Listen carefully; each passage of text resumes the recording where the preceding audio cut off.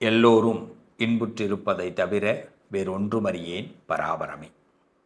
நம்ம வீடுகளில், நம்ம வாழ்க்கையில், நம்ம நடந்துக்கிற வேலைகளில், செய்யக்கூடிய வேலைகளில் வெற்றி கிடைக்க வேண்டும், அகோர வெற்றி கிடைக்க வேண்டும். அதுக்கு என்ன பண்ணணும்? ரொம்ப சிம்பிளாக 5 விஷயத்தை சொல்ல போகிறேன். இந்த 5 விஷயத்தை ஃபாலோ பண்ணுங்கள். நீங்கள் எந்த ராசியில் பிறந்திருந்தாலும் உங்களுக்கு வெற்றி உறுதி. ஏன் தொழிலில் வளர்ச்சி அடைய முடியல? ஏன் வெளியில் நம்ம ஒரு வேலைக்கு போனால் வெற்றி பெற முடியல அப்படின்னா, நம்ம ஜாதகத்தில் லக்னாதிபதி கெட்டு போயிருந்தால், லக்னாதிபதி வலுவிழந்திருந்தால், லக்னாதிபதி பவர் இல்லாமல் இருந்தால் நம்மளுடைய விதி அப்படி எழுதப்பட்டிருக்குன்னு அர்த்தம். முதல்ல அந்த லக்னாதிபதியை சரி செய்யணும்.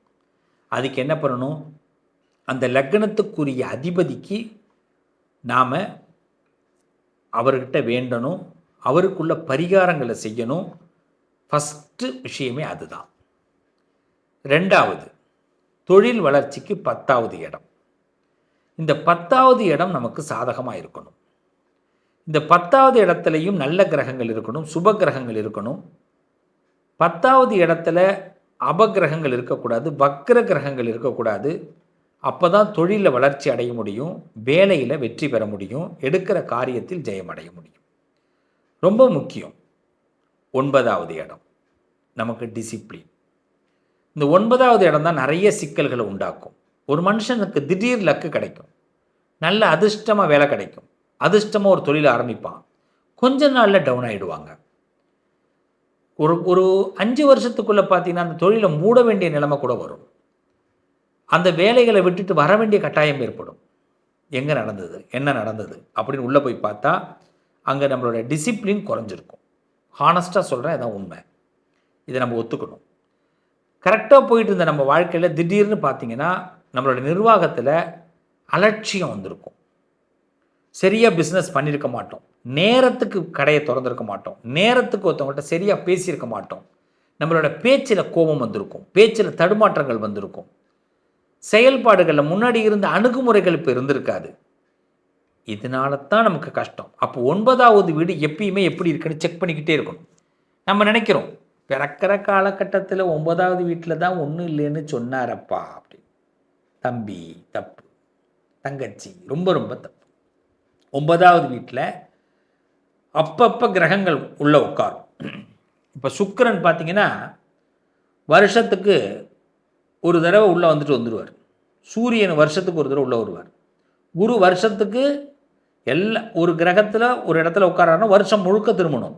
ஆனால் இவங்க சுக்கிரன், சூரியன் இவங்கெல்லாம் மந்த்லி ஒன்ஸ் அப்படியே வெளியில் வந்துகிட்டே இருப்பாங்க. அப்போ 9வது இடங்கிறது ஏதாவது ஒரு கிரகம் அப்பப்போ உட்காந்துருக்கும். நம்ம ராசியிலேருந்து 9வது இடத்த கவனிச்சிங்கன்னா ஏதாவது ஒரு கிரகம் போய் உட்காந்துரும். இந்த 9வது இடம்ங்கிறது டிசிப்ளின். நம்மளுடைய என்ன ஆகும், இதை பண்ணிக்கலாம் ஐயா, ஒரு அலட்சியம். நமக்கு சிற்றின்பத்தின் மீது, பேரின்பத்தின் மீது அதிகமாக ஆசை வரக்கூடிய இடம்.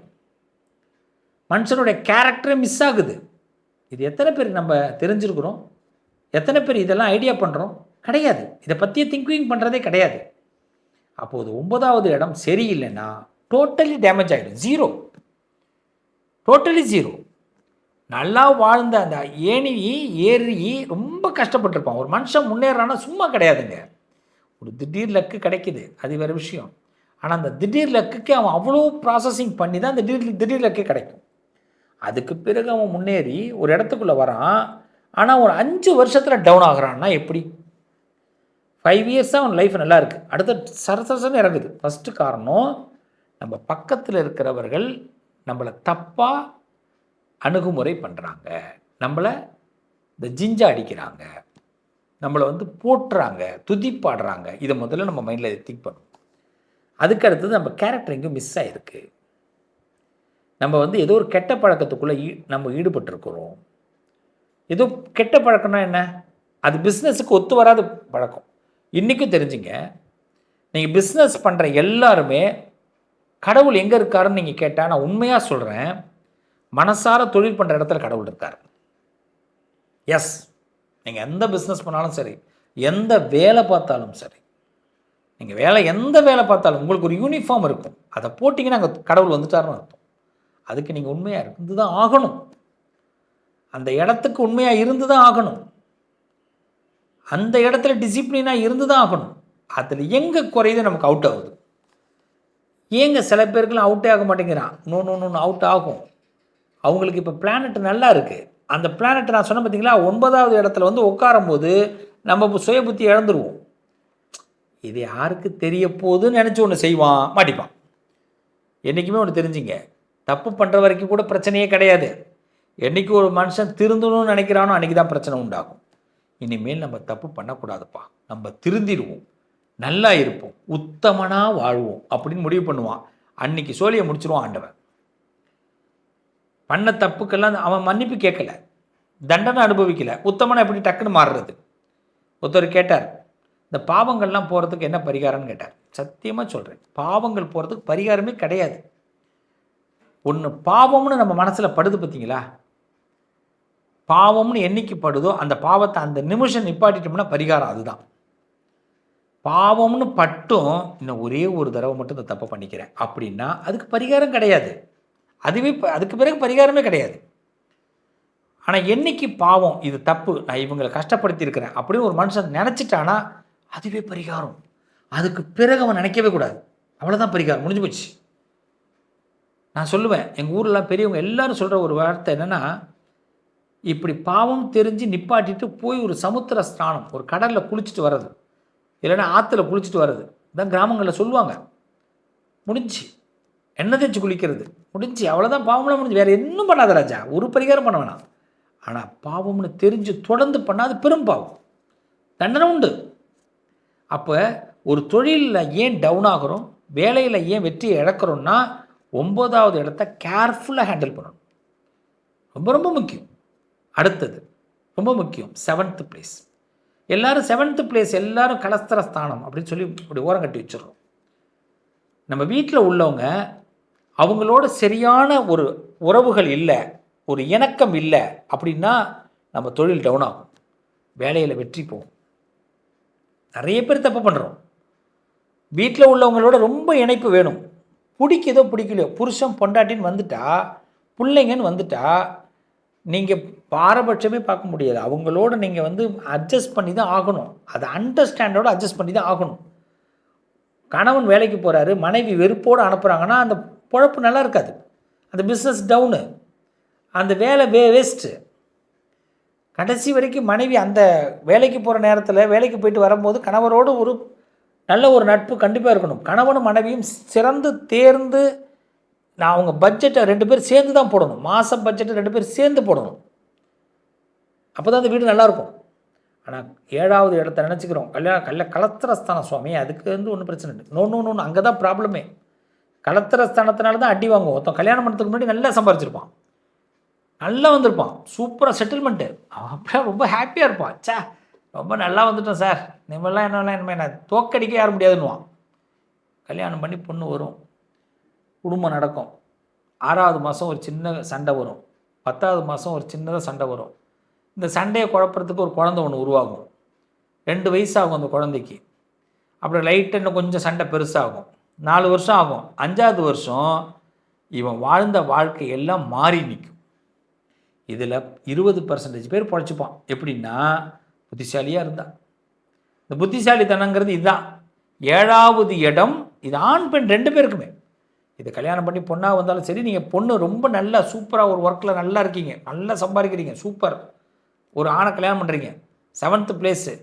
இந்த ஆண் வர நேரம் உங்களுக்கு அது வரைக்கும் ஃப்ரீடமாக இருந்திருப்பாங்க, உங்கள் வீட்டில் வரைக்கும் ஃப்ரீடம் கொடுத்துருப்பாங்க. ஆனால் என்றைக்கு ஒரு மனுஷனை கல்யாணம் பண்ணிங்களோ அதுக்கு பிறகு கரெக்டாக 4வது வருஷத்துக்கு பிறகு பாருங்களேன், நீங்கள் முன்னாடி இருந்த லைஃபுக்கு இப்போ இருக்கிற லைஃபுக்கு நிறைய சேஞ்சஸ் இருக்கும். இதுதான் உண்மை. அப்போ அதனால் 7th பிளேஸில் நீங்கள் சாதாரணமாக இடப்படக்கூடாது. ஸோ இப்போ என்னென்ன பண்ணக்கூடாது, ஒரு மனுஷன் தொழில் வளர்ச்சி வேலையில் வெற்றி ஏற்படணும்னா லக்னம் நல்லா இருக்கணும். நல்லா புரிஞ்சுங்க, லக்னம் நல்லா இருக்கணும், 10வது வீடு நல்லா இருக்கணும், 9வது வீடு மிக மிக நல்லா இருக்கணும், 7வது வீடு நல்லா இருக்கணும். இது வெறும் லக்னத்தை மட்டுமே கவுண்ட் பண்ணிட்டு இருக்கக்கூடாது, கோச்சாரத்தை ரொம்ப கவுண்ட் பண்ணணும். இந்த பணம், தொழிலுக்கு, வேலைக்கு கோச்சாரம் ரொம்ப முக்கியம். கோல்சாரம்னா என்னென்னா அப்டேட்டில் கிரகம் எங்கே இருக்குது. 7ஆம் இடத்துல கேது இருக்கும் போது இப்படி இருக்கணும். 7ஆம் இடத்துல சுக்கிரன் இருக்கும்போது சண்டையே போட்டுக்கக்கூடாது. புரியுதுங்களா?